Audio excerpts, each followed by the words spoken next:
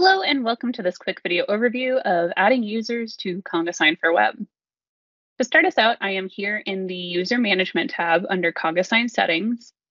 And in order to begin inviting users to use Conga Sign, the first thing I'll want to do is click the Invite New Sender button at the top right-hand corner of the screen. Once I click Invite New Sender, I'll be presented with the Add New Sender screen, and it will ask me who I'd like to invite.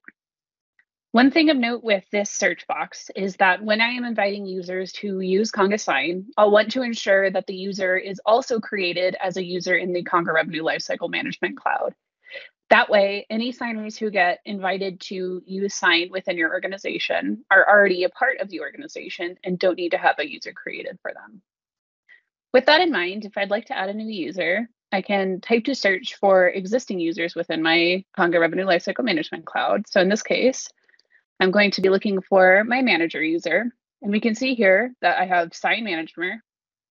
And when I click them, they get added to be added as a new sender. And then once I save, we can see that an invitation gets sent successfully to that user. So right now, they are shown as a lighter gray record, and we know that they have the full name for account invitee. This will be updated once the user accepts the invitation that they receive to join Conga Sign and start sending transactions. So once they accept that, their full name will be populated here. You can also see the email and the role. Additionally, you can take actions. So if you need to resend your invitation to the signer, you can do so. You can also delete the sender.